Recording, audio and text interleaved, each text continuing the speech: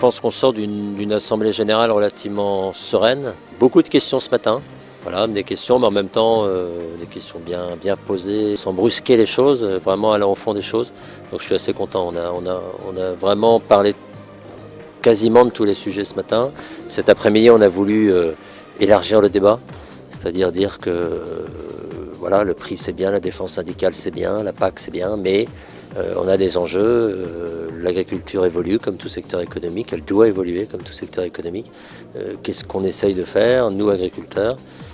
Beaucoup d'OPA étaient là et je suis content parce que j'ai beaucoup insisté, mais je pense que c'est important. Inter-OPA, qu'est-ce qu'on peut apporter aux agriculteurs ensemble?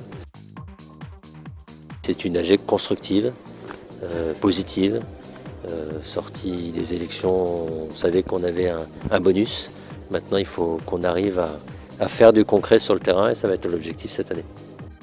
La France, on est un très grand pays, mais c'est vrai que là j'ai représenté le petit point de l'Aisne.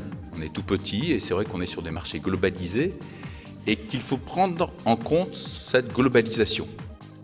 Le directeur de l'Institut Lassalle, qui a une vision mondiale même de l'agriculture et du développement agronomique agricole, parce qu'il faut aussi sortir de ce microcosme en fait franco-français, la peur de la recherche, la peur de l'innovation, le fait que les autres sont forcément meilleurs, voilà, et on est frileux, et même on est frileux au niveau agricole.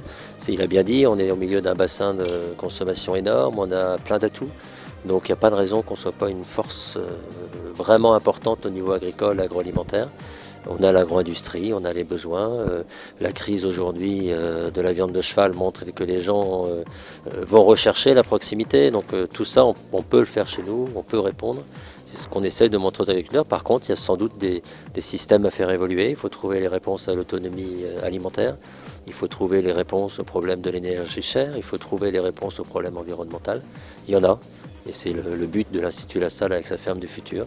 C'est de dire que demain, on produira, il faudra produire, peut-être un peu différemment.